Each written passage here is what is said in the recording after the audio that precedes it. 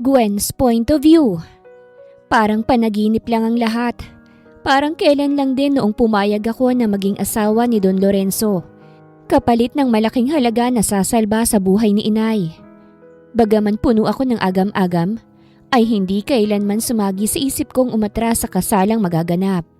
Hindi ko babaliin ang napagkasunduan namin ni Don Lorenzo dahil marunong akong tumupad sa napagkasunduan. Kahit pa mariing tinututulan ng kaisa-isa niyang anak na lalaki ang pagpapakasal sa isang tulad ko. Ngayon ay abala ang mga katulong sa mansyon dahil ngayon ang uwi ng anak ni Lorenzo. Hindi na halos sila magkanda ugaga dahil maselan umano ang senyorito nila. Gusto ko sanang tumulong pero ayaw naman akong payagan ni Lorenzo. Tanging pagmamasid na lang ang ginagawa ko. "Oh, Gwen iha, may kailangan ka ba?" Tanong sa akin ni Manang Celia nang lumapit ako sa kanya. "Wala naman po."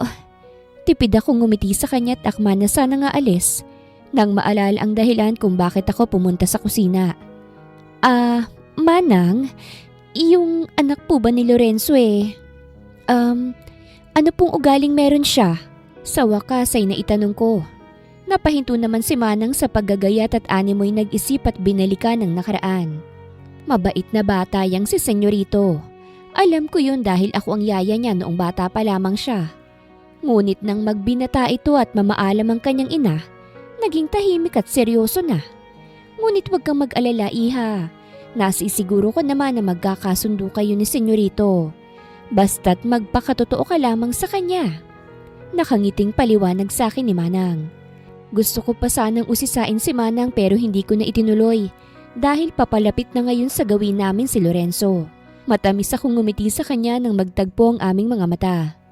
Bagaman may edad na ay makikita mo pa rin ang pagiging magandang lalaki nito.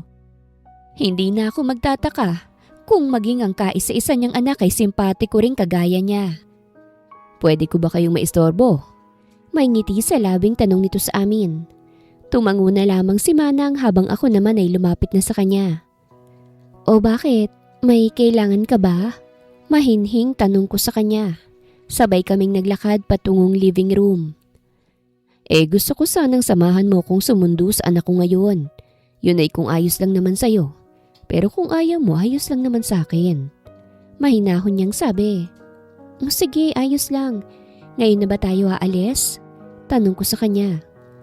"Oo, magpalit ka na muna Gwen. Hihintayin na lamang kita sa labas." Nakangiti niyang sabi. Sinunod ko naman agad siya at nagtuloy na nga ako sa pag-akyat at mabilisang nagpalit ng damit. Hindi na ako nag-abala pang mag-ayos sa mukha dahil hindi naman ako sanay na naglalagay ng mga kolorete sa mukha. Hinayaan ko lang na nakalugay ang malaalon kong hanggang dibdib na buhok. Saka bumaba na. Pinagbuksan naman agad ako ni Lorenzo ng pinto ng sasakyan matapos kong lumapit sa kanya. "Salamat." Anikot pumasok na sa loob. 1 oras din ang inabot namin bago namin narating ang airport. Ngayon ay hawak namin ang tarpaulin kung saan wini-welcome namin ang pagdating ng anak ni Lorenzo na si Zach Generoso. Hindi nagtagal ay may isang napakatangkad na lalaki ang naglalakad palapit sa amin. Napakaseryoso nito at ang tinging ipinupukol nito sa akin ay nakamamatay. Tila ba nagbabanta ito sa akin kaya't hindi ko makayanan at nagbaba na lamang ako ng tingin. Alam ko na isang gold digger ang tingin niya sa akin dahil pumatol ako sa kanyang ama na halos triple ng tanda sa akin. "Anak, long time no see. Na-miss kita ng sobra." Maluhaluhang saad ni Lorenzo sa anak nito sabay yakap dito ng mahigpit. Hindi man lang gumanti ng yakap ang lalaki. Seryoso lamang itong nakatingin sa akin. Kumalas na si Lorenzo at humarap sa akin ng may ngiti sa labi. "Siya nga pala anak. Ito pala si Gwen. Siya ang mapapangasawa ko at magiging pangalawa mong ina." Pakilala nito sa akin sabay abot sa aking nanlalamig na kamay. "Seriously, Dad?" Turo niya sa akin. Mapanuya niya akong hinagod ng tingin mula ulo hanggang paa. "Mapapangasawa mo? At magiging mom ko?" Goodness gracious, parang mas matanda pa nga ako dyan sa babaeng yan na napulot mo lang yata sa tabi-tabi. Or worse, baka sa isang bahay na mayroong iba't ibang kulay ng ilaw. Doon mo siya nakuha. Galit at mapang-insultong saad nito. "Wala kang karapatang insultuhin ng mapapangasawa ko. Kung umuwi ka lamang dito para bastusin si Gwen, maaari ka nang bumalik ng Australia. Bagaman mahinahon ay naroroon pa rin ang diin sa bawat katagang binibitawan ni Lorenzo. Hindi ko gusto na akong magiging dahilan ng hindi pagkakaunawaan nilang mag-ama. Ngunit gustuhin ko mang umatras ay hindi na maaari dahil nakapagbigay na si Lorenzo ng pera sa ospital. Paid na ang lahat. Marahan kong hinagod-hagod ang likod ni Lorenzo upang ipabatid sa kanya na ayos lamang ako. Ngumiti siya sa akin kaya't batid ko na kumalma na siya. Rinig namin ang pag-ismid ni Zach, ngunit hinayaan na lamang namin to. Hindi na kami nito pinansin pa at nagdire-diretso patungo sa sasakyan na sinakyan namin kanina. At walang ano-ano'y pinasibat nito yon nang hindi kami hinihintay. Napailing-iling na lamang si Lorenzo sa inasta ng anak niya bago dinukot ang cellphone niya at tinawagan ng driver nitong si Mang Kanor para sunduin na lang kami. 1 oras din kami naghintay bago dumating si Mang Kanor. At paglapit nga nito sa amin ay tinanong kagad ni Lorenzo dito kung umuwi na sa bahay ang anak nito. Oho, senyor. Nakauwi na ho si senyorito Zach sa bahay nyo. Iyon nga lang mukhang bad mood ho dahil walang ni isa sa amin ang pinansin. Paliwanag ni Mang Kanor habang nasa kalsada nakatuon ang atensyon nito. Ako nang humihingi ng paumanhin sa inaasta ng anak ko. Bakas ang kalungkutan sa boses nito nang sabihin niya yon. Kahit nang umingiti sa akin si Lorenzo, ay batid kong nalulungkot to sa nangyari kanina. Wala namang kasing magulang ang gugustuhing bastusin at hindi igalang ng sariling anak. Ayos lang naman ho yun, senyor. Baka ho nabigla lamang si senyorito. Siguro nga. Pagsang-ayon na lamang ni Lorenzo sabay ngiti sa akin. Gumanti naman ako ng ngiti sa kanya at hinaplos ang kamay niyang nakapatong sa tuhod ko. Nang makauwi kami ay nagpaalam lang muna sa akin si Lorenzo na kakausapin ng anak. Agad naman akong sumang-ayon sa kanya. Nang makaalis si Lorenzo ay saka lang ako nagtungo sa kusina. Huwag mo na lamang intindihin kung ano pa mang sasabihin sa'yo ni senyorito, iha. Payo sa akin ni Manang. Wala naman pong problema sa akin kung ano man ang maging trato sa akin ng anak ni Lorenzo. Ang mahalaga lamang naman po sa akin, Manang, ay ang masuklian kong kabutihan at ibinigay niyang tulong sa amin ni Inay. Ganyan nga, Gwen. Fight lang dapat. Pero wag ka ring papaapi doon kay senyorito at baka maging abusado. Tandaan mo, magiging ina ka na niya. Kaya dapat hindi ka magpapatalo at magpapaapi sa kanya, no? Segunda naman ni Nelly kaya't naman nakurot ito ng kanyang ina. Kung ano-anong tinuturo mo kay Gwen, sita nito sa anak. Huwag niyo na lamang pansinin ang sinabi nitong si Nelly. Maupo ka na, iha, dahil kakain na. Tatawagin ko lamang sila, senyor, para sabay-sabay na kayo sa pagkain. Sumunod na lamang ako kay Manang. Sus, si Inay talaga. Tama naman yung sinabi ko sa'yo kanina. Dapat maging palaban ka. Yan kasi si nanay nasa panig ni senyorito yan. Dahil parang anak na rin ang turing niya ron. Mahinang bulong sa kanya ni Nelly nang mawala na sa paningin namin ang kanyang ina. Oo, huwag ka mag-alala. Hindi naman ako pinanganak lang ni nanay para magpaapi na lang ng basta-basta. Ganyan dapat ang mindset. Natawa na lamang ako kay Nelly. Nagpaalam na rin to dahil papalapit na sa amin ang mag-ama. Nang makaupo sila Lorenzo at Zach ay nagsimula na nga kaming kumain. Walang imika ng mag-ama. Hindi ko naman magawang lunukin ng maayos ang kinakain ko dahil sa lamig ng tingin sa akin ni Zach. Kung nakamamatay lang siguro ang tingin nito, ay baka kanina pa nga akong bumulagta sa sobrang sama ng tingin niya sa akin. Nakakawalang gana. Mas mabuti pang sa labas na lang kumain. Inis niyang sabit walang lingon-likod na umalis sa harap ng komedor. Napapabuntong hininga na lamang si Lorenzo. Humihingi ng paumanhin siyang tumingin sa akin. Ngumiti naman ako rito upang ipabatid na ayos lang sa akin ang lahat. Matapos nga namin kumain ay hinatid ko na siya sa kanyang silid at hinintay na makatulog. Bago ako lumabas. Pagpasok ko sa inuukup akong silid, ay naligo na muna ako. Tinuyo ko ang buhok ko pagkatapos maligo. Napapahikab na ako kaya't nahiga na ako at pipikit na sana. Nang biglang bumukas ang pinto at iniluwanon si Zach na masamang tinging ipinupukol sa akin. Napabalikwas ako ng bangon at binalot ng kaba matapos niyang pumasok. At ilak ang pinto nitong kwarto na pinapagamit sa akin ng kanyang ama. Anong kailangan mo? Kinakabahang tanong ko. Magkano bang ibinayad sa'yo ng aking utu-utong ama at titiriplihin ko para lang mawala ka na sa paningin ko? Puno ng diing tanong niya habang dahan-dahan siyang humahakbang palapit sa akin. Hindi niya ako binayaran kaya't makakalabas ka na. Lakas loob kong sabi. Sinikap kong itago ang takot na nararamdaman ko. Nakipagtagisan din ako ng tingin sa kanya. Hindi ko pwedeng ipakita sa kanyang mahina ako dahil kapag nakita niya ang kahinaan ko, ay tiyak na magbubuni ang kalooban niya. Bagay na hindi ko hahayaang mangyari. Ang tigas din ng mukha mo at ang lakas din naman ng loob mong babae ka. Napalabasin ako sa sarili kong pamamahay. Ano bang ipinagmamalaki mo gayong isa ka lamang mababang uri ng nilalang? Isang babaeng bayaran na nakuha lang ng ama ko sa isang pipitsuging bar. Nangiinsultong sambit niya na ikinakuyom ng kamao ko dahil wala namang katotohanan ng lahat ng paratang niya sa akin. Malinis akong babae at kailanman ay hindi nadungisan ng sinuman. Uulitin ko at baka hindi mo naiintindihan. Hindi ako bayaran o ano paman. Wala akong dapat na patunayan sa'yo kaya't kung maaari, lumabas ka na. Dahil baka kung ano pang isipin ng iba kapag nakita ka nila dito sa kwarto ko. Matatag kong pananaboy sa kanya ngunit ngumisi lang ito sa akin na nagbigay kilabot sa buong sistema ko. Kung ganon hayaan mo kong gawin ang iisipin nila. Malademonyong sambit niya at inilang hakbang ang pagitan naming dalawa. Baliw ka! Makakarating to sa iyong papa! Pilit kong iniiwasan ng kanyang labi na nais angkinin ng akin. Huwag kang umakto na parang isang birhen dahil hindi bagay sa'yo. Gigil niyang sabi at pwersahan akong binuhat at parang sako ng bigas na itinapon sa kama. Mariin kong naipikit ang aking mga mata matapos tumama ang ulo ko sa headboard ng kama. Huwag mong gawin to! Pakiusap! Nanginginig ang boses na pakikiusap ko sa kanya matapos niyang sumampas sa kama at walang ano-anong pinunit ang manipis kong pantulog. Ngayon ay lantad na ang itinatago ko. Zach! Huwag! Pakiusap! Otomatikong namalisbis ang luha sa aking mga mata nang walang pag-aalinlangan niyang dinama ang aking hinaharap. Tama na! Parang awa mo na! Huwag! Puno ng takot kong pakikiusap, ngunit para siyang bingi. Hindi niya ako pinakikinggan. Walang sinabi ang lakas ko sa lakas niya. Hindi ko magawang ipaglaban ang sarili ko.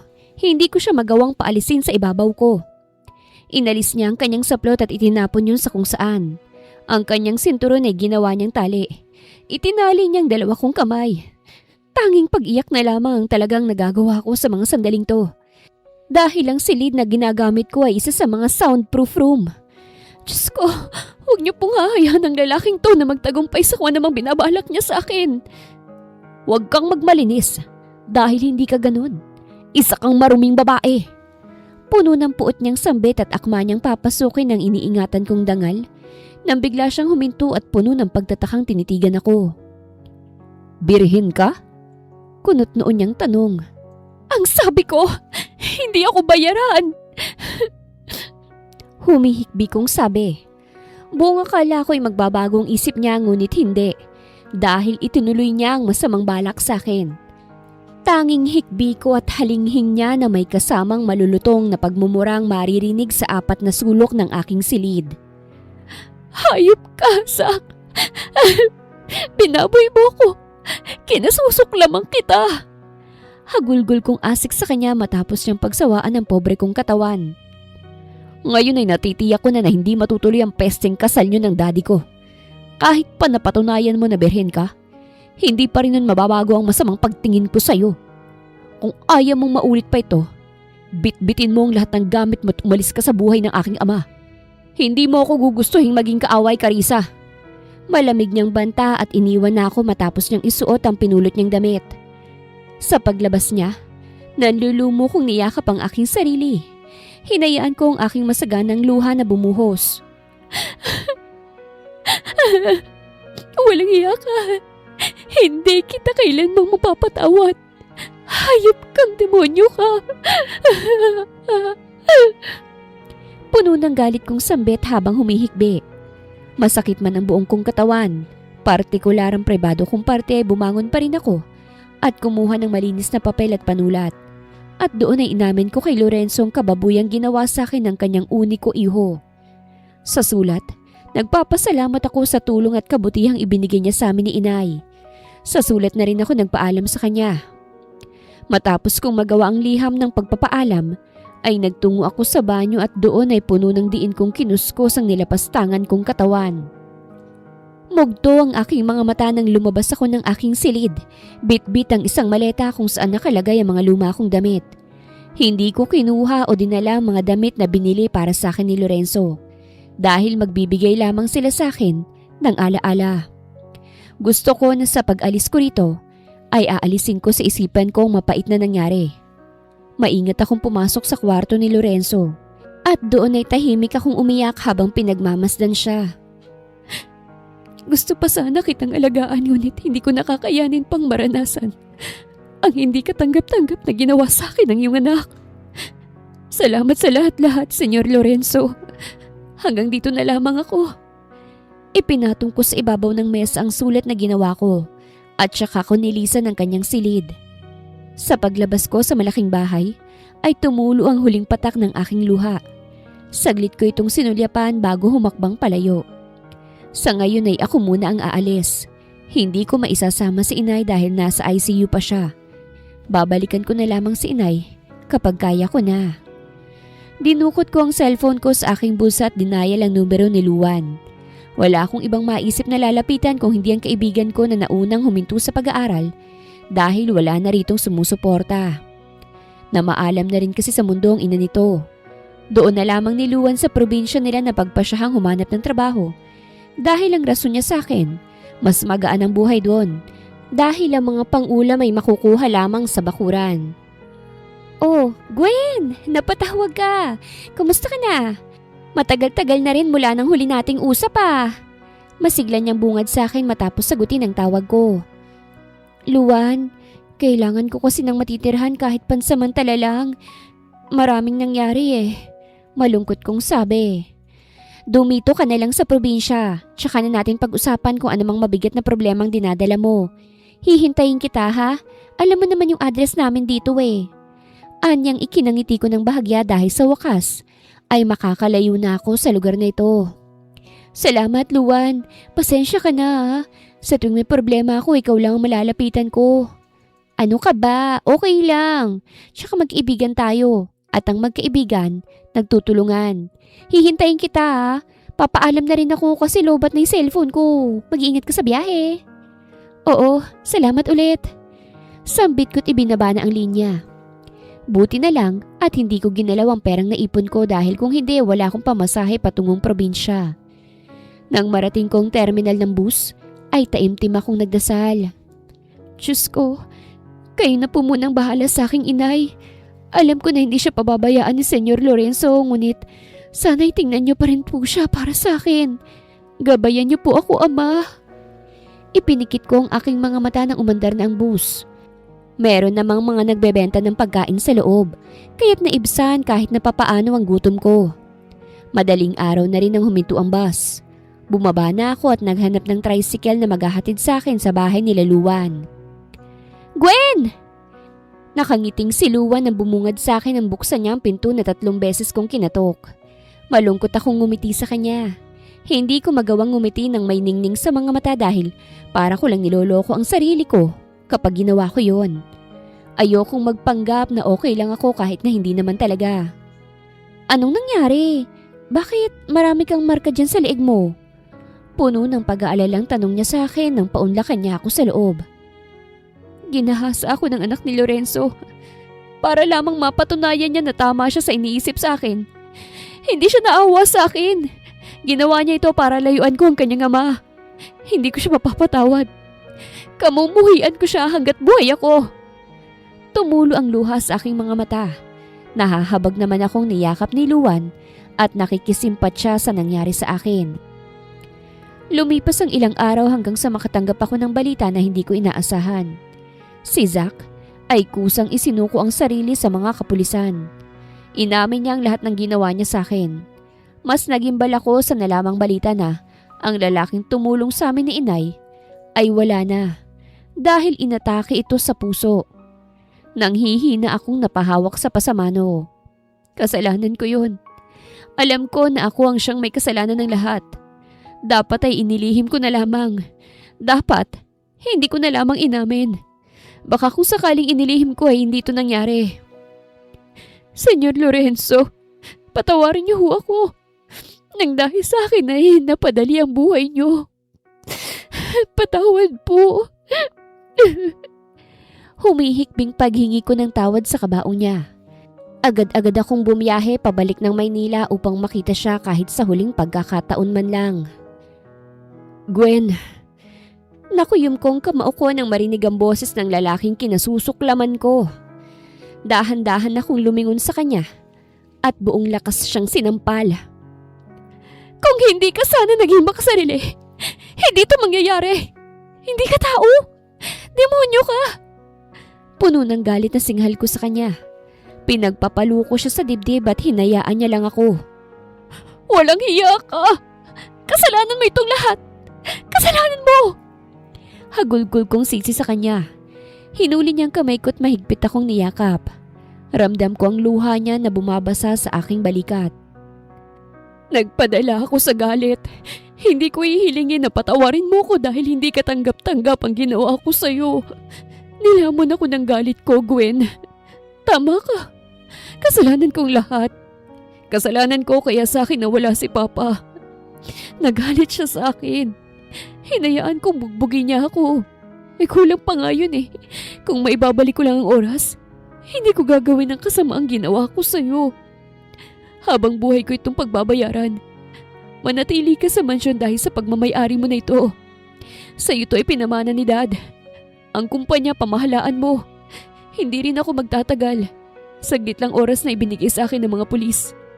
Pangakong babaguhin ko ang sarili ko sa paglabas ko. At babawi ako. Babawi ako sa iyo, pangako yan. Patawad. Humihikbing sambit niya tsaka kumalas. At sa kabaong naman ng kanyang ama humagulgol. Nasaloko ang aking bibig nang halos maglupasay siya sa kabaong ng kanyang ama. Sising-sisi sa mga nangyari. Paulit-ulit niyang sinisisi ang sarili. Hindi ko na kaya pang tingnan siya sa ganitong sitwasyon kaya tumalikod ako at mas piniling magluksa ng mag-isa sa likod ng mansyon. Ayokong manatili rito. Hindi ko deserve ang manang iniwan niya sa akin.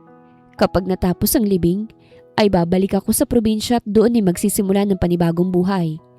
Babalik na lamang ulit ako kapag tuluyan ang nakarecover si inay. 4 na taon ang matuling lumipas. Kasalukuyan ko ngayong inihahatid ang anak kong si Francine Nicole Generoso sa napili kong daycare center. Hindi ko ipinagkait sa aking anak ang apelido ng kanyang ama. Hindi man naging magandang nakaraan ngunit hindi ko pagsisisihang dumating sa buhay ko ang isang napakabait at napakalambing na anak. Sa paglipas ng taon, natutunan kong patawarin ng kanyang ama. Pinatawad ko siya upang makabangon ako. Ngunit sana, hindi ko na siya makita pa dahil baka hindi ko kayanin. Baka kasi bumalik yung mga alaalang nilimot at ibinaon ko na. Mama, pasok ka na po sa work mo after mo po akong ihahatid sa school? Malambing at magalang na tanong sa akin ng aking anak. Oo anak, kailangan kasi ni mama na mag-work para may makain tayo at maipang budget. Okay lang naman sa'yo kung may iwan ka ni mama sa school mo, di ba? Susunduin ka na lang ng tita Luan mo. Mga 5 PM pa kasi ang labas ni mama sa work eh. Mag-behave ka doon, okay? Opo. Mama, pwede ko po bang malaman kung kailan ang exact date ng uwi ni Papa? Namimiss ko na po kasi siya.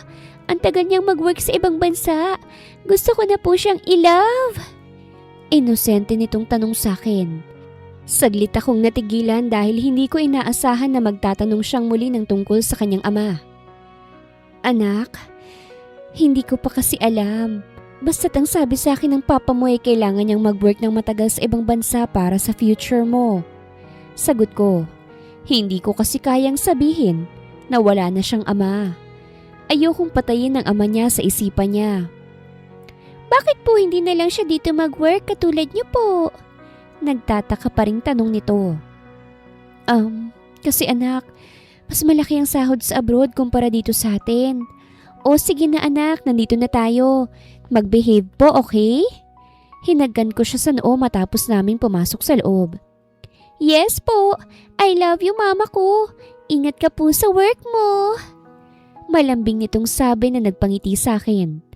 Tumango ako sa aking anak bago ako lumapit sa kanyang guro. Iiwan ko na po sa inyo teacher ang anak ko. Ang lola niya pong magsusundo sa kanya mamayang uwian. Yung baon niya po mamay nasa bag niya. Bilin ko rito. Sa awa kasi ng Diyos ay tuluyan ng gumaling si inay. Cancer-free na ito. Kalahating taon na rin ang inabot bago ko nailabas ang ospital si inay. Malaki ng tiyan ko noon nang sunduin ko siya sa pribadong ospital kung saan siya ipinasok ni Senyor Lorenzo. Tanging si inay at si Luwan lang nakakaalam na nagkaroon ng bunga ang ginawang paglapastangan sa akin ng anak ni Lorenzo. Kaya't walang kaalam-alam si Zach na nagkaroon siya ng anak sa akin. Sige mami, mabutit magpapaiwan ng baby girl mo. Nangingiti nitong ani dahil ang ibang bata umiiyak dahil ayaw magpaiwan sa kanilang mga magulang. Kinausap ko po kasi siya ng masinsinan kagabi. Tsaka alam kasi ma'am ni Francine na kailangan ko talagang magtrabaho. Ani ko, ngumiti naman sa akin ng guro at tumango-tango. Umalis na rin ako nang magsimula na sila. Dayan, kanino galing tong mga bulaklak? Tanong ko sa kapwa kong sales lady. Nasa locker kami pareho at naglagay ng konting makeup. Kanino pa? Di sa manager natin na patay sa'yo. Bakit ba kasi hindi mo pa sagutin yun? Jackpot ka kaya kay Sir Luis girl? Hindi ko kailangan ng lalaki. Tipid kong sagot. Nagkibit balikat na lamang to sa akin. Iba rin ang mindset mo. Ako kasi hanap ko yung lalaking mag-aahon sa akin sa kahirapan. Lalaking hindi na ako pagtatrabahuhin. Lalaking gagawin akong reyna. Sayang at ikaw ang type ni bossing. Nakanguso at nasa tono nitong inggit nang iwan ako sa locker. Napabuntong hininga na lang ako. Hindi ko kailangan ng lalaking mag-aahon sa akin sa hirap. Kaya ko namang iahon ng sarili ko nang walang kinakapitan. Hinayaan ko lang ang bulaklak doon. Ayokong tanggapin dahil baka isipin ni Sir Luis na pumapayag na akong ligawan niya. Girl, alam mo na bang chismis? Bulong na tanong sa akin ni Luwan nang lumapit ako sa pwesto niya. Nauna siyang pumasok dahil sumabay siya sa nobyo niyang si Harold. Hindi na rin ako nakikituloy sa bahay nila. Matapos ko kasing makuha si inay, ay nagdesisyon kaming umupa na lang dahil hindi na kami magkakasya sa bahay nila Luwan. Hindi naman kasi kalakihan ng bahay nila. Sakto lamang para sa isang maliit na pamilya. Anong chismis ba yan? Taka kong tanong at inayos sa mga school supplies na display na animoy binagyo. May bago na raw owner itong mall. At ang sabi pa, ubod raw ng gwapo. Sana single pa. Kinikilig niyang kwento. Gaga, may nobyo ka na. Nakalimutan mo? Pagpapaalala ko sa kanya. Break na kami kanina, hiniwalayan ko. Biruin mo ba namang tumawag yung ikalawa niya? At ang gaga nagpapasundo? Eksakto hawak kong cellphone ng manduloko kaya yun, huli. Hindi ko kailanman pangihinayangan ng isang lalaking hindi marunong makontento sa isa. Marami pang iba riyan. At ngayon, ang new owner ang prospect ko. Sana lang matipuhan ako. Anya, natawa na lang ako dahil never ko pa siyang nakita na umiyak ng dahil sa isang lalaki. Ang lakas din talaga ng puso niya. Good luck, nasabi ko na lang. Uy, nga pala si Bossing nagdala na naman ng flower kanina. Nakita mo ba? Oo, pero hindi ko pinansin. At saka matagal ko nang kinlaro kay Sir Luis na hindi ako tatanggap ng manliligaw dahil ang tanging prioridad ko lang ay ang anak ko. Ganon, kawawa naman si Bossing. Umaasa lang sa wala. Pero girl, bakit kaya hindi mo subukang bigyan ng tsansa? Malay mo naman. Alam mo kasi girl, mahirap nang makahanap ng lalaki na tanggap ang isang babae na meron ng anak. Tsaka si Bagets kailangan niya ng ama. Hindi ko kayang turuan ng puso ko. Ayaw na nitong tumanggap ng lalaki Ayaw niya nang masaktan. Yun lang ba talaga ang dahilan? Hindi kaya tumaasa ka lang na balang araw magpapakita ang ama ni Francine at gagampanan ng tungkulin niya sa'yo? Hindi ko na siya gustong makita pa. Ayoko lang talaga na magpapasok pa ng lalaki sa buhay dahil kaya ko namang buhayin si Francine. Kaya kong gampanan ng pagiging isang ama't ina. Pero girl, iba rin yung merong ama na kalalakihan ng inaanak ko. Wag mo naman sana yung ipagkait sa kanya. Hindi na ako nakasagot dahil palapit na sa amin si Sir Luis. Nagbaba ako ng tingin nang makita kong lungkot sa mga mata niya. Wala ba talagang chance? Sir, nasa trabaho po tayo. Ayoko pong ma-issue at mas lalong ayokong masisante. Oras na malaman to ng head. Kailangan ko po ng trabahong ito, sir. Excuse me po aayusin ko lang po yung mga tsinelas. Puno ng respeto kong paalam sa kanya. Hanggat kaya kong umiwas ay umiiwas ako.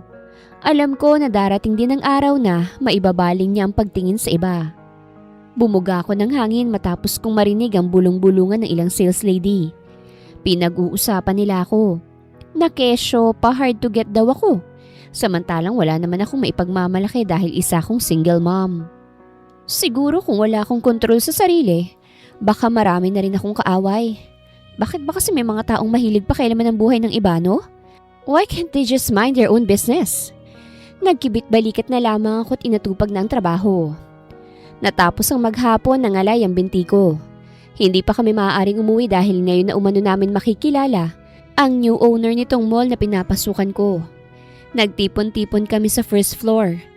Close na ang mall kaya't wala ng customer na pumapasok. Eksaktong alas 5 kasi ang out ng mga empleyado at ang oras naman ng pagsasara ay 5:30.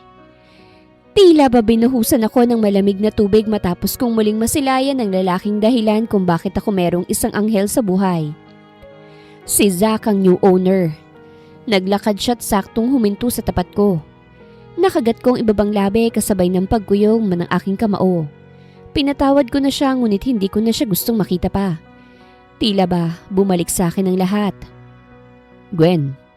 Malungkot na tawag niya sa pangalan ko. Ramdam ko ang pares sa mga matang nakatingin sa akin. Ngunit hindi ko sila mapagtuunan ng pansin. Tila na blanko ko dahil wala akong ibang maisip. Umatras ako upang iwasan ng kamay niya na dapat ay hahawak sa kamay ko. Ayoko nang makita ka dahil kapag nakikita kita, bumabalik sa akin ang lahat. Halos pabulong kong sabi. Tiniyak ko na siya lamang makakarinig sa sinabi ko. Gusto kong bumawi, Gwen.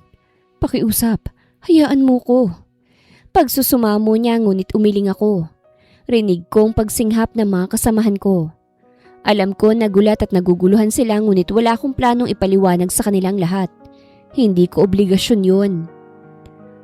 Oras na para umuwi. Excuse me po, sir.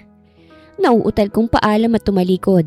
Ngunit nakakailang hakbang pa lang ako nang maramdaman kong mainit niyang katawan na yumayakap sa akin mula sa likod. Mariin kong naipikit ang aking mga mata. Sir, excuse me po pero pwede ba naming malaman kung anong relasyon niyo ni Carissa? Nagtanong ang nagsiselos na tinig ni Sir Luis. I'm her first and I'm going to be her last. Ako rin ang ama ng kanyang anak. Ngayong alam mo na, tantanan mo na siya dahil kapag hindi ka pa tumigil, ay hindi ako magdadalawang isip na sisantehin ka. Madiin niyang sagot na ikinasinghap ng lahat. Nagbaba si Sir Luis ng tingin at wala ni isang salitang umatras at bumalik sa pwesto nito. Maaari na kayo umuwi. Maotoridad niyang sabi na agad-agad namang sinunod ng lahat. Kailangan nating mag-usap.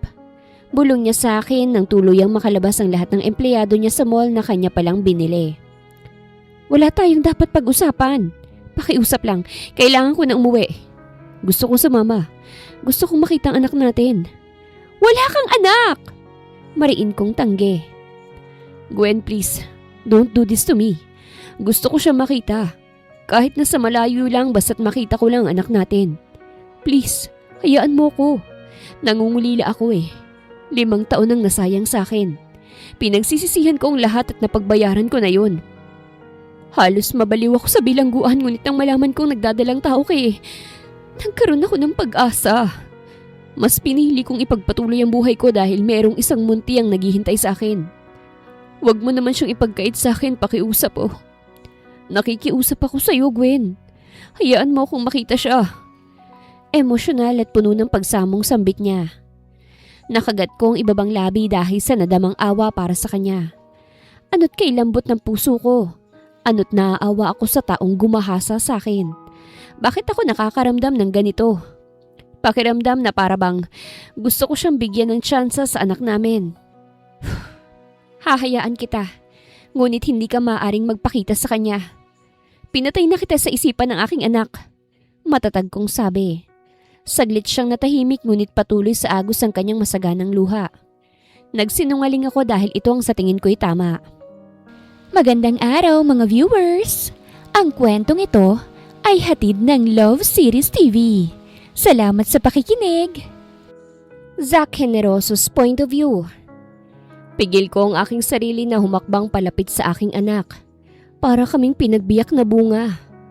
Gusto ko siyang yakapin at sabihin ako ang kanyang ama ngunit hindi ko magawa. Dahil pinatay na pala ako ng kanyang ina sa kanyang isipan. Wala akong dapat nasisihin kung hindi ang sarili ko lamang.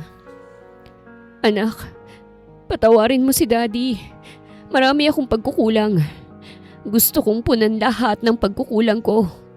Gusto kong magpakaama sa iyo ngunit hindi papahayag ang mama mo. Sa ngayon ay hanggang sulyap lang munang magagawa ko ngunit pangakong magsasama-sama rin tayo. Hindi man ngayon ngunit nasisiguro ko na sa tamang panahon, magiging isa tayong buong at masayang pamilya. Francis Nicole, my baby, mahal na mahal ka ni Daddy. Tila ba wala nang planong tumigil sa pagbagsak ang luha sa mga mata ko. Ngayon lamang ako umiyak ng ganito. Tanging si Dad at ang aking mag-ina lamang nakakagawang paiyakin ng isang Zack Generoso. Humakbang ako pa atras nang pumasok na sila. Saglit na maghina ang mga mata namin ni Gwen nang tumingin siya sa kinapupwestuhan ko. Umiling siya sa akin kasabay ng dahan-dahan niyang pagsarado ng pinto. Nakagat ko na lamang ang aking ibabang labi nang mawala na sila sa aking paningin. Gusto ko pa sana silang pagmasdan kahit nasa malayo. Kasabay ng malalim kong paghinga ay ang pagguhit ng mabangis na liwanag sa kalangitan. Uulan. Mukhang nakikiayon sa akin ang panahon. Malungkot kong sabi. Wala akong planong umalis. Gusto ko lang silang bantayan. Bumagsak ang malalaking butil ng ulan. Mariin kong naipikit ang mga mata ko ng sunod-sunod na kumulog na sinasabayan pa ng kidlat. Gumuhit ang ngiti sa aking labi nang bumukas ang pinto ng bahay nila Carissa. At iniluwal siya nun. Meron siyang hawak na payong. Kita ko ang pag-aalala sa kanyang magandang mukha nang lumapit sa akin. Nasisiraan ka na ba? Ang lakas-lakas ng ulan, bakit hindi ka pa umuwi? Galit niyang sermon sa akin, ngunit nakaukit pa rin sa mukha niyang pag-aalala. Ang sarap pala sa pakiramdam na nag-aalala ka sa akin. Sira ulo ka talaga, umuwi ka na! Iwas sa mga matang pagtataboy niya sa akin, ngunit umiling lang ako. Hinuli kong kamay niya at marahan yung pinisel. Patawarin mo ko. Mahinang sambit ko na sakto lang sa kanyang pandinig. Hindi ganun kadali. Alam ko na napatawad na kita ngunit ang makita ka, hindi ko pa kaya. Paus niyang sabi. Naiintindihan kita, kaya't hayaan mo lang akong gawin to. Nagsusumamong sambit ko ngunit umiling siya kasabay ng pagbawi niya ng kamay. Umuwi ka na. Ayokong magmukhang masama. Ayokong maramdaman ng konsensya. Kaya't pakiusap, umalis ka na. Hahayaan kitang makita mong anak ko. Ngunit mula sa malayo lang. Ani't inilagay sa kamay ko ang payong at patakbong bumalik sa loob ng bahay. Malungkot akong ngumiti. Mahigpit kong hinawakan ang payong bago magsimulang humakbang palayo. Meron akong penthouse sa mall na binili ko sa mag-asawang Chino na mas piniling mag-migrate sa ibang bansa. Ngunit ayokong mamalagi ron. Nakakabingi ang katahimikan ron. Tapos naman ang ipinatayo kong bahay na ilang metro lang ang layo sa bahay ng mag-ina ko. Sinadya kong bumili ng lupa malapit sa kanila para madali lamang para sa akin ang makita sila. Ngayong malaya na ako ay hindi na ako magsasayang pa ng panahon. Pagdating ko sa bahay, naligo ako at naghahanda ng hapunan pagkatapos ay nagtimpla ng kape. Ngayon na lang ulit ako uminom ng mainit na kape. Mula kasi na makalaya ako ay inalis ko ang alak at sigarilyo. Tinalikuran ko ang nakasanayang bisyo upang mapangalagaan ang kalusugan ko. Bago pa man ako magtungo sa aking silid, ay kinontak ko muna ang taong magdadala ng sariwang rosa sa bahay nila Gwen. Magpapadeliver na rin ako ng agahan nila nang sa ganun, hindi na sila maghahanda pa ng agahan. Matapos yun ay ibinagsak ko na ang sarili ko sa kamat bago pa man ipikit ang mga mata. Taimtim kong nanalangin sa kanya na sana mapatawad ako ng babaeng naging liwanag sa madilim kong mundo. Na sana'y makasama ko sila ng matagal-tagal at maging isa kaming masaya at buong pamilya. Mahal ko si Gwen. Minahal ko siya matapos ang nangyari. Naging laman siya ng mga panaginip ko. Laman din siya lagi ng isipan ko. Ni minsan hindi siya nawala. Okupado niya to lagi kaya't inaasam-asam kong makita siyang muli at ipinangakong aayusin ang sarili para sa kanila. Kinabukasan ay nag-workout na muna ako bago kumain ng agahan. Napangiti ako nang mag-text sa akin ng rider at sinabing na i-deliver niya na mga in-order ko sa online shop na napili ko. Binilisan ko ng kilos ko dahil plano ko magpresenta na ihatid sila. Bago umalis ang bahay, ay siniguro ko talaga na gwapo't mabango ko. Dangit. Kahit naman hindi ako mag-effort ay ayos lang dahil natural na sa akin ang pagiging magandang lalaki. Ngunit ngayon ay talagang nag-effort ako para lang magpa-impress sa babaeng nagpapabili sa tibok ng puso ko, na noon ay inaakala kong bato. Bago pa man ako tumuloy sa kanila ay dumaan na muna ako sa isang flower shop. At doon, bumili ako ng 10 ng sariwang tulips. Plano kong ibigay ang biniling bulaklak sa kanya ng personal. Iba kasi kapag ako mismo yung magbibigay sa kanya. Hi! Nakangiti kong bati kay Gwen nang huminto ako sa tapat ng bahay nila. Naka-uniforme na siya at ganun din ang anak namin. Otomatikong namilog ang kanyang mga mata kasabay nun ang pagbibigay banta sa akin. Kaya't hindi ko mapigilang hindi mapakamot sa ulo. Sino po siya, Mama? Takang tanong ng aming anak. Ngumiti ako rito ng pagkatamis-tamis tsaka kumaway. I'm Zach. What's your name, baby? Malambing kong tanong sa aming napakagandang anak. Oh goodness. Gustong gusto ko siyang yakapin at sabihing ako ang kanyang ama. I'm Francine Nicole Generoso po. Pakilala nitong ikinangilid ang luha ko. Masuyo kong sinalubong ang mga mata ni Carissa ngunit umiwas siya sa akin. Dinadala pala ng anak ko ang apelido ko. Hindi niya yun ipinagkait sa anak namin. Tunay ngang mabuti siyang babae. Kagaya ng palaging sinasabi noon ni Dad. Kung hindi lang sana ako naging bulag baka okay pa ang lahat. Bakit ka po nandito? Tanong niya sa akin. Gusto ko kayong ihatid, baby. Pigil ang emosyong sagot ko. Pero bakit po? Dahil responsibilidad ko kayo. Zach, may usapan tayo. May diing pagpapaalala niya sa akin. Nangungusap ang mga matang tumitig ako sa kanya kasabay ng pagbubukas ko ng pinto at pagbaba ng sasakyan. Hindi ko kayang tuparin, Gwen. Malungkot kong sambit na ikinaiwas niyang muli ng tingin. Gwen, sinong kausap mo? Manliligaw mo ba? Bakit hindi mo patuloyin? Tanong ng isang ginang na marahil ay kanyang ina na kalalabas lang ng bahay. Magandang umaga po, tita. Magalang kong bati at saka lumapit at buong paggalang ditong nagmano. Kawaan ka ng Diyos, iho. Ngiting sambit nito. Manliligaw ka ba ng anak ko? Mahinahon ang boses nitong tanong sa akin. Hindi po, Nay. Naligaw lang po siya. Matigas na saan niya. Ganun ba? O pasasaan ka ba, iho? Hinahanap ko po kasi titang mag-ina ko na matagal kong pinangungulilaan. Gusto ko po sanang bumawi sa kanila. Ngunit pinagtatabuyan ako ng babaeng nagawa kong mahalin kahit pa isang pagkakataon lamang nangyari sa amin. Hindi ko po siya masisisi dahil malaki pong kasalanan ko sa kanya. Ngunit tita, pinagbayaran ko pong kasalanang ginawa ko sa kanya. Kaya't ngayon nga pong malaya na ako ay gusto kong bumawi. Gusto ko hong itama ang lahat ng pagkakamali ko. Tao lamang po ako, nagkakamali. Hindi po ako perpekto. Pagsasalaysay kong ikinasalo nito ng bibig. Ikaw yun! Tama ba ako? Opo, patawad po. Wala kang kasalanan sa akin, iho. Kaya't hindi mo kailangang humingi ng kapatawaran. Nagkamali ka ngunit hindi ibig sabihin nun, wala ka ng karapatang itama ang mga pagkakamaling nagawa mo. Kayong dalawa lamang ng anak ko ang makakapagresolba nito. Ang tanging magagawa ko bilang magulang, gabayan at bigyan kayo ng payo. Ngunit sana, huwag mo nang sasaktan ng anak ko dahil baka hindi ko kayanin. Ayokong nakikitang nasasaktan ng anak ko na 9 na buwan kong dinala sa sinapupunan ko.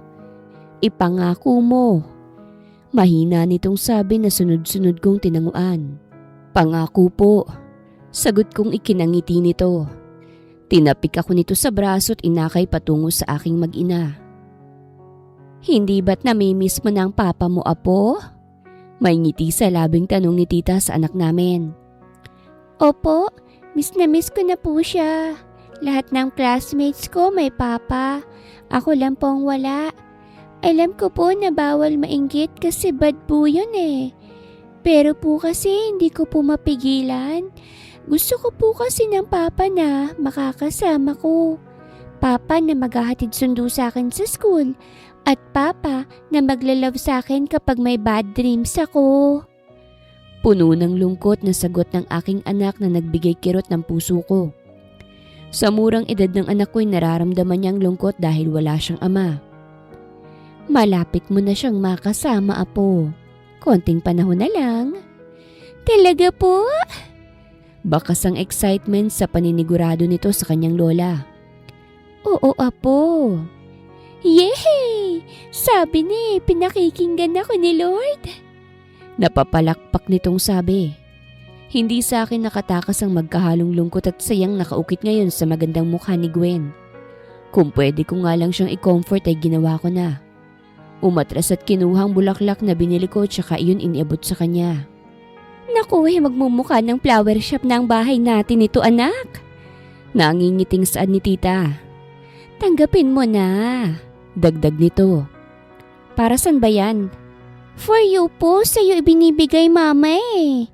Pero kung sa akin, edi dapat sa akin po dapat iniaabot. Si mama talaga. Naiiling at napahalukip-kip na saad ng anak namin. Kaya't natawa kami ni tita. Francine, badang ganyan ha? Mahinahong saad ni Carissa. Sorry po, tanggapin niyo na po kasi mama. Are you sure? Pero 'di ba stranger siya?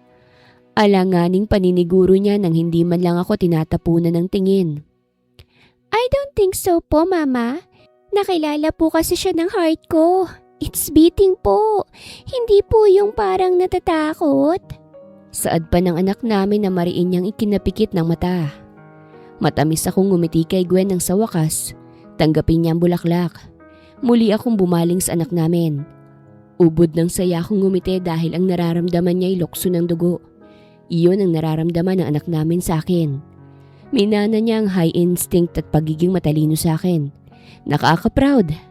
Lumuhod ako at kinuha ang palad ng aking prinsesa at saka hinaplos ang kanyang pisngi. I also feel the same, baby. Soon, magpapakilala ako sa'yo kung sino talaga ako. But for now, babawi muna ako, okay? Emosyonal kong pangako. Okay po, iyahatid niyo po ba kami, di ba po? Bibo nitong tanong na tinanguan ko. Tara na po, late na po ako eh, tsaka si mama may work pa po siya. Baka pagalitan po siya ng boss niya. Madaldal nitong sabi na ikinangiting naming lahat. Hindi siya papagalitan ng boss niya, baby, dahil malakas siya ron. Sagot ko't marahang pinisil ang cute at matangos na ilong na maganda kong anak. Gusto mo bang magpabuhat? Malambing kong tanong. Otomatiko namang nagningning ang mata niya kasabay ng mabilis na pagtango. Napangiti ako tsaka binuhat sa kauna-unahang pagkakataon ng aming anak. Grabe, ang sarap sa pakiramdam. Ganito pala ang pakiramdam na makakarga ang batang nanggaling mismo sa'yo. Hindi mo maipaliwanag yung sayang nararamdaman mo. Kailangan mo ba, baby, ng bantay? Willing akong bantayan ka. Malawak ang ngiti sa labing saad ko nang maihatid na namin si Francine sa daycare center na ilang metro lang ang layo sa bahay na pagmamay-ari ko. Hindi na po. Good girl po kasi ako. Talaga?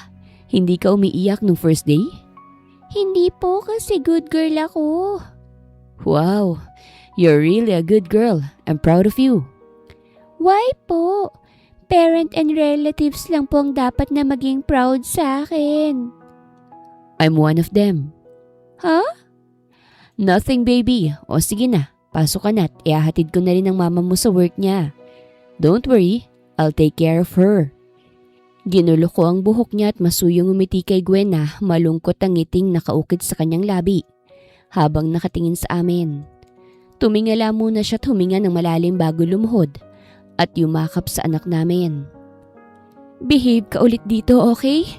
Kwentuhan mo si mama na mga ginawa niyo today. Susunduin ka ng lola mo, ha? Huwag lalabas kapag wala pa ang lola, okay? Okay po. Babay na muna, mama. Babay din po, Tito Zack. Sana po makita ulit kita.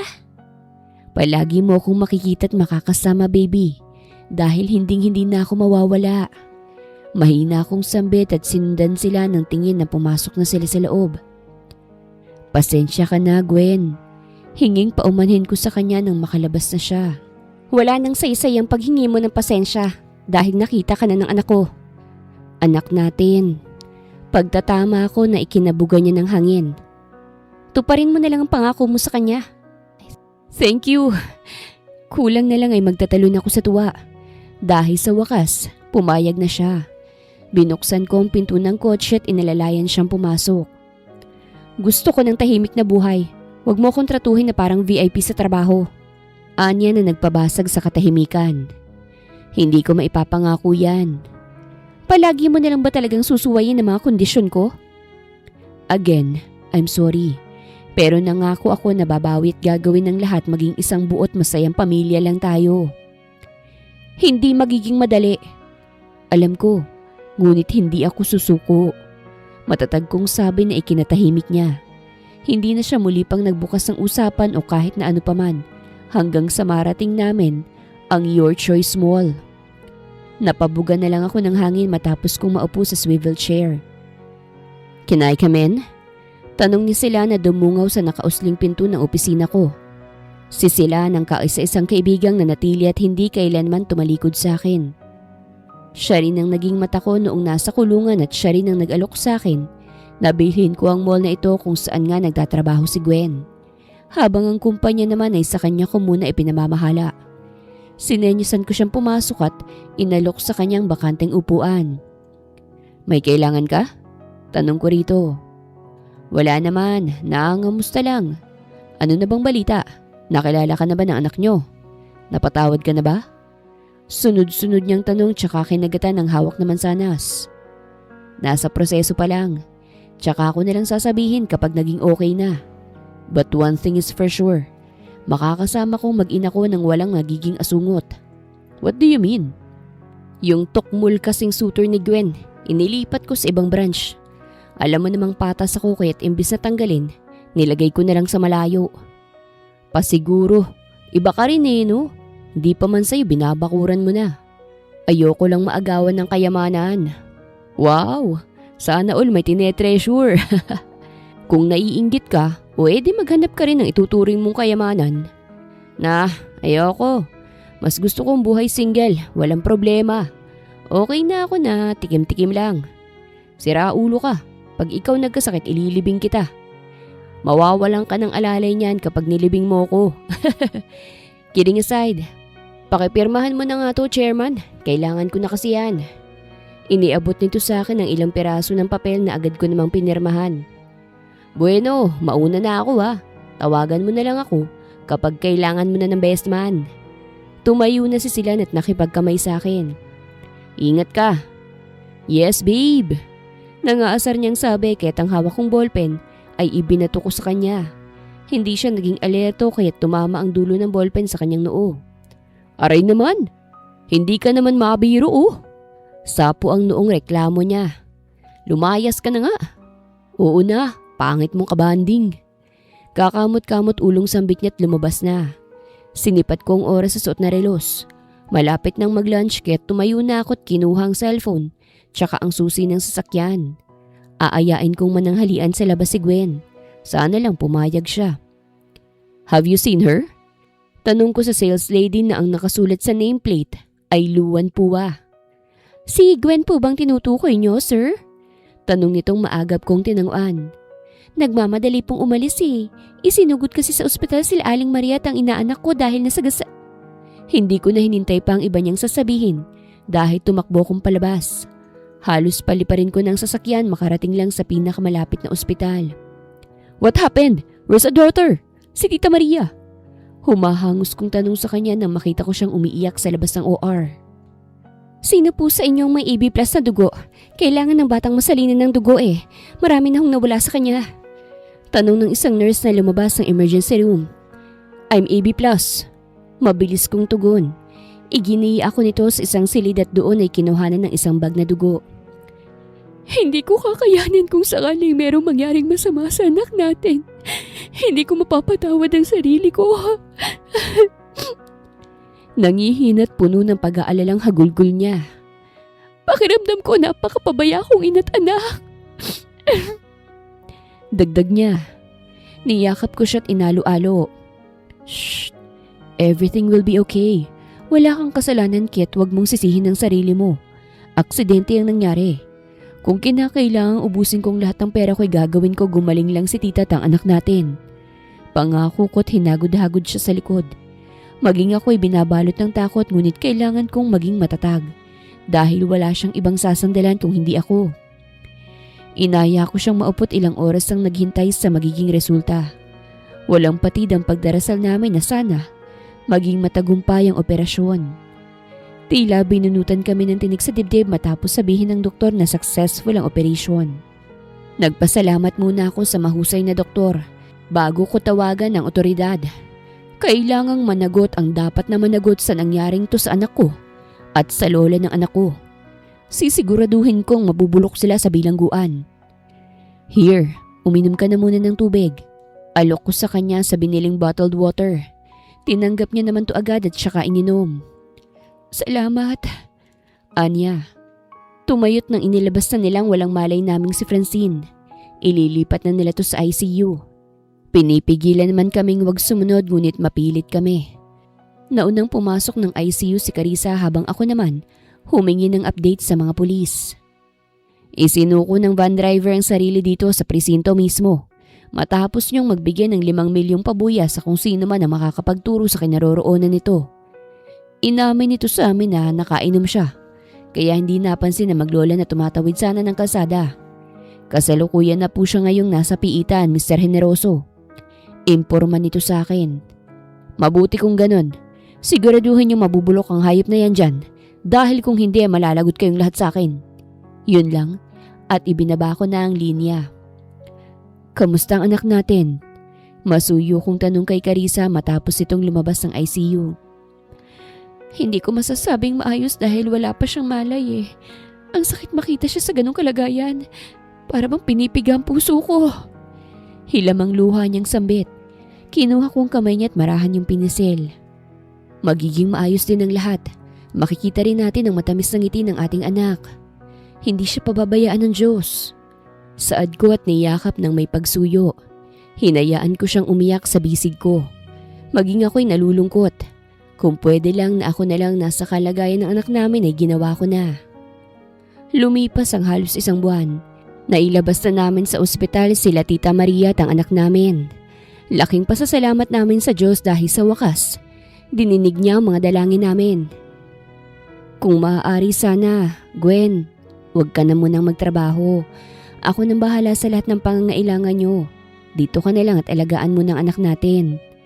Pangungumbinsi ko sa kanya habang narito kami sa terrace ng kanilang bahay. Oras na para umuwi ako dahil tulog na ang anak namin. Pero hindi ko pa rin magawang umalis. Gusto ko pa siyang makasama kahit na ilang minuto pa. Plano ko na rin naman na talagang mag-resign dahil sakto na yung ipon ko para sa plano kong pagtatayo ng maliit na tindahan dito sa harap ng bahay. Ayoko naman kasing iasa sa iyo maging ang pangangailangan namin ni inay. Tanging ang pangangailangan lamang ni Francine ang responsibilidad mo. Sambit niya habang nakatanaw sa malayo. Ginagap ko ang palad niya at pinaharap siya sa akin. Responsibilidad ko kayo dahil kayo ngayon ang pamilya ko. Masuyo kong sabit hinaplos ang kanyang pisngi. Ngayon, gusto kong hingin ng kapatawaran mo. Gusto kong alisin ang sakit sa puso mo na ako rin ang siyang may gawa. Gusto kong palitan ng masayang alaalang dating masalimuot na nakaraan. Patawarin mo sana ako sa kasalanang ginawa ko sa iyo 5 taon nang nakakaraan. Nabulag ako at naging walang hiya at pinagsisisihan ko yon. Walang araw na nagdaan na hindi ko pinagsisisihan ang nagawa ko sa nakaraan. Kung maibabalik ko nga lang ang oras ay pipiliin kong tanggapin ka. Napatawad na kita, Zach. Yung nangyari sa atin, Marahil ay nakatakda na talaga yon. Huwag mo nalang hilingin pa na balikan ng oras upang baguhin ang nangyari. Dahil kapag binago mo yon, mawawala sa atin ang anak natin. Hahayaan na kitang ipakilala mo ang sarili mo sa anak natin. Malapit na rin naman siyang maglima. Gawin mong regalo ang pag-amin sa kanya na ikaw ang kanyang ama. Ayoko nang ipagkait sa anak ko ang ama na noon niya pang hinahangad na makita't makasama.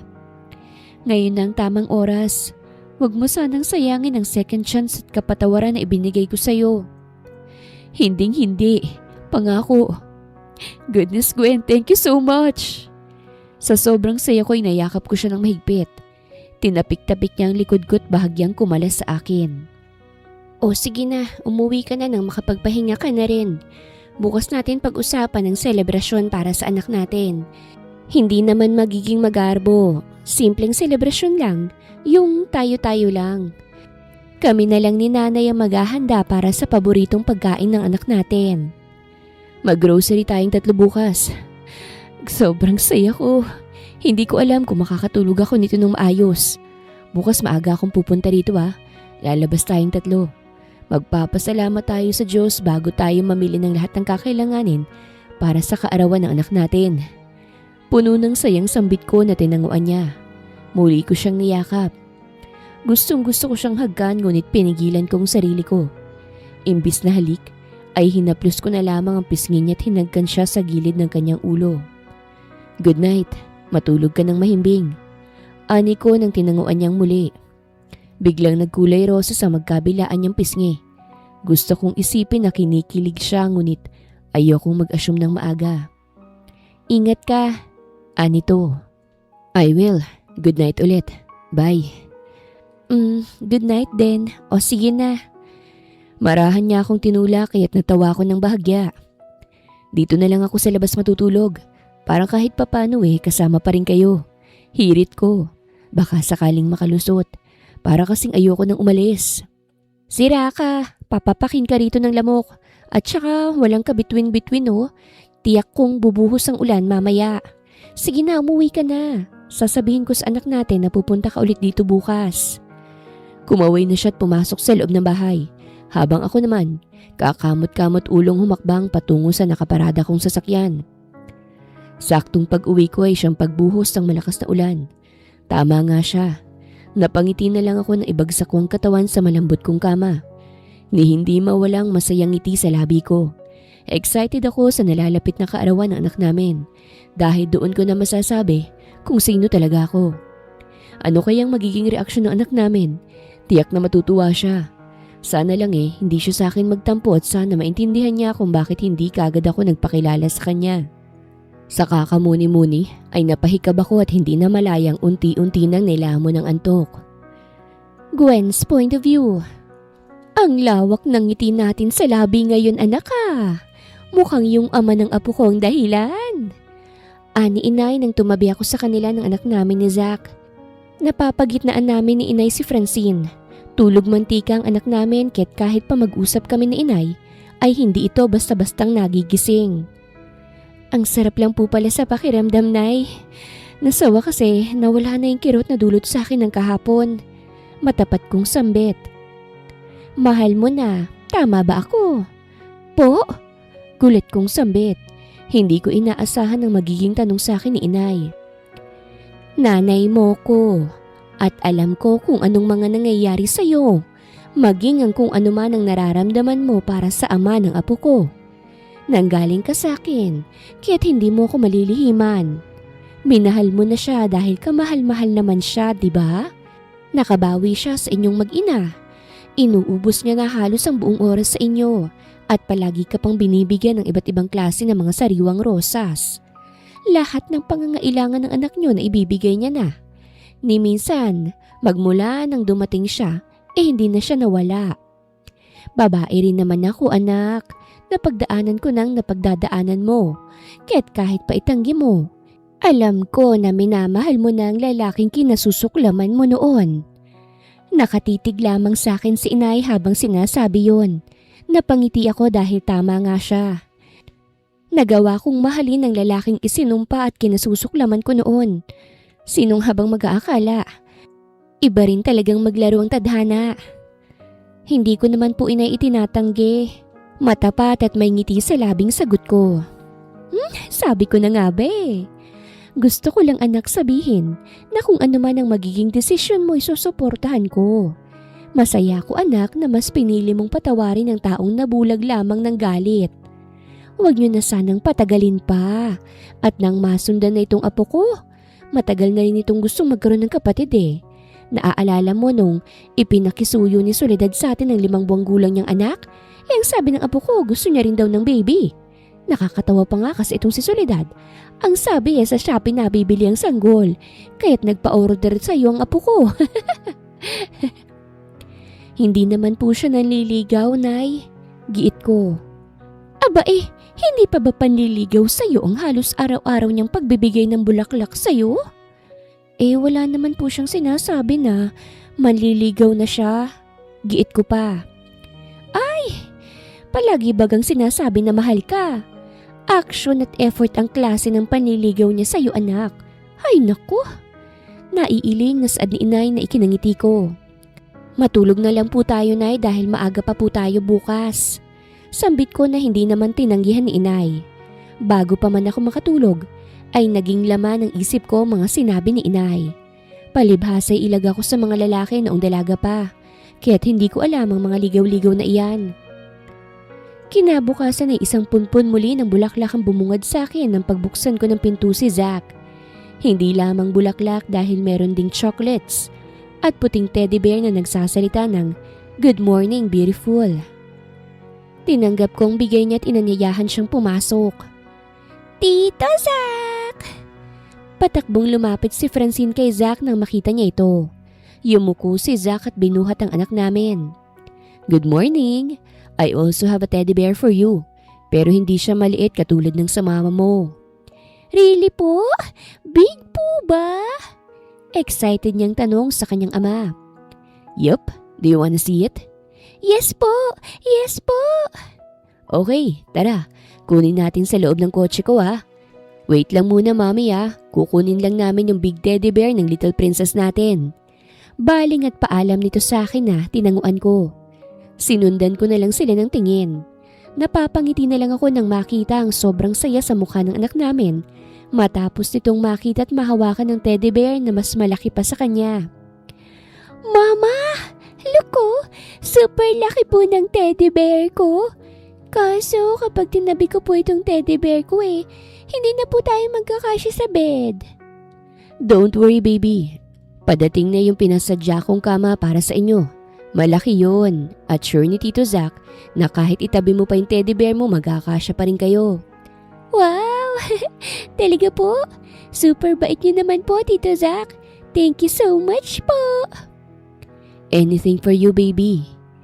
Ginulo niya ang buhok ni Francine kapag huway nagtungo na kami sa hapag kung saan nakahanda na ang agahan. "Where are we going po mama? Tito Zach?" Tanong niya sa amin nang makagayak na kami. Inaya naming sumama si inay ngunit tumanggi ito dahil family bonding daw namin to. "Mag-grocery tayo baby kasi bukas ng birthday mo." "Ay, oo nga pala. Pwede bang malaman ni Tito Zach kung anong gusto mong gift para sa 5th birthday mo?" "Wish ko po na makita at makasama na si daddy ko. Sana umuwi na siya. Ang tagal niya na po kasing nag-work sa ibang bansa. Miss ko na po siya Igagrant ni Tito Zach ang birthday wish mo." "Talaga po?" "Yup, promise. Pero sa ngayon, mamimili na muna tayo ng mga kakailanganin for your birthday." Anyat binuhat na si Francine papasok ng kotse. Sa isang grocery store muna kami pumasok. Doon ay kinumpleto ko ng lahat ng kailangan kong sangkap. Sunod ay sa Your Choice Mall kami pupunta. Hindi maalis ang pagkamangha sa mukha ng anak namin nang dalhin namin siya ni Zach sa mga damit pambata. Lahat ng magustuhan niya ibinibigay ni Zach. Halos mapuno ng 3 cart na hawak na mga sales lady na dati kong katrabaho. "Ang swerte mo naman girl, how to be you po." Mahinang sambit ni Dayan nang kalabitin ako. Busy ang mag-ama ko sa pagsukat ng mga sapatos, kaya't nagagawa akong usisain ni Dayan. "Maging mahinhin at may respeto ka dapat sa sarili mo." para makabingwit ka rin ng mayamang lalaki in the future. Singit ni Luan. Doon ka na nga muna, Dayan, sa medyo far away. Kita mong nagfa-family bonding ang best friend ko with her mag-ama eh. Nakikisabit ka. Pagtataboy dito ni Lian na ikinasimangot ni Dayan. O sige na girl, doon ka na muna sa mag-ama mo. Ako maid of honor mo kapag kasal nyo Anya't pinagtulakan ako palapit kay Zach. Pasensya na. Nahihiyang paghingi ko ng paumanhin matapos kong mabunggo sa kanya. It's okay. Wala ka bang gusto? Malambing niyang tanong. Wala. Mabilis kong sabit agad na nag-iwas ng tingin dahil sa pag-iinit ng magkabilaan kong pisngi. Sir, nagbablush ang best friend ko. Kinikilig ang bruha. Pangbubuko sa akin ni Luan, kaya't pinandilatan ko siya ng mata. Mariin ko na lang na ipikit ang mga mata ko nang marinig ang nagheheleng tawa ni Zach. Mas lalo lang tuloy nag-init ang pisngi ko sa naging pagtawa niya na ang sarap sa tenga. Sagutin mo na kasi. Pakipot ka pa alam ko namang gusto mo na rin tong pogi naming boss. Dagdag pa ng kaibigan kong walang prenong bibig. Tuloy ay natapos kaming mamili nang namumula ang buong mukha ko. Tuluyan na ring dumating ang araw na pinakahihintay namin ni Zach. Ito na ang araw na ipakikilala niyang sarili sa anak namin. Ang mga dekorasyon sa hardin ng mismong bahay ni Zach ay kami ang nagdisenyo. Sabay-sabay naming binati ang aming napakagandang prinsesa. At nang hipan niya ang cake ay lumuhod sa kanyang harapan ng kanyang ama upang magpantay sila. Hindi ko mapigilang hindi maluha matapos ni Zach ipakilala ang sarili sa anak namin. Buong akala ko magtatampo ang anak namin dahil hindi namin kagad sinabi ngunit hindi nangyari yon. Mahigpit silang nagyakap at kapwang may luha sa mga mata. Mga luhang dulot ng kaligayahan. Kumala si Zach sa anak namin at bumulong dito bago bumaling sa akin. Nagtipon-tipon ng mga empleyado niyang inimbita niya kasamang kaibigan niyang si Silan at ang kaibigan kong si Luan. Sabay-sabay silang tumalikod at sa likod nila'y nakalagay ang isang alok na nagpabagsak ng masagana kong luha. Will you marry me? Lumapit sa akin si Zach at saka lumuhod kasabay ng pagbukas niya sa pulang kahon na merong diamanting singsing sa loob. Umuo ka na anak! Sigaw na inay na ikinatawa naming lahat. Marami ang nangyari. Marami akong pagkakamali. At sa pagkakamali kong yun, nahanap ko ang tunay na pag-ibig. Gusto na kita unang kita ko pa lamang sa'yo. Itinanggi ko lamang yun sa sarili ko dahil ang plano ko ay alisin ka sa buhay ng papa. Carissa Gwen, be my friend, my family, my wife and my home. Be with me for the rest of our lives. Sabay tayong tumanda. Marry me, my lovely Carissa. Yes. Tanging lumabas sa bibig ko. Bumagsak ang luha sa kanyang mga mata nang makuhang sagot na inaasam-asam. Inilagay niya sa kamay ko ang singsing bago tumayo at sa harap ng mga taong mahalaga sa amin ay nagdaop ang aming mga labi. Mahal na mahal kita. Chorus naming sambit nang maghiwalay ang aming mga labi. Ilang buwan lang ay ikinasal kami at biniyayaan ng pangalawang anghel. Lalaki ang naging bunga ng aming pagmamahalan na pinangalanan naming Zachary Lorenzo. Dinalaw din namin ng hindi man nila naabutan ay sinabi namin ng asawa ko kung gaano kabait at kabuti ang abuelo nila. Lumipas ang 2 taon at muli kaming biniyayaan ng anak. Kambal. Yun ang huling biyaya sa amin ng Diyos. Dahil matapos kong maisilang ang kambal namin, ay hindi na akong muli pang nagdalang tao. Ayaw na kasi ni Zach. Hindi kasi naging madali ang pagluluwal ko sa malulusog naming kambal na babae na pinangalanan naming Princess Gwen at Queen Samantha. Sa ngayon, ang hiling na lang namin sa kanya ay malusog na pangangatawan, kaligtasan at kapayapaan. Wakas.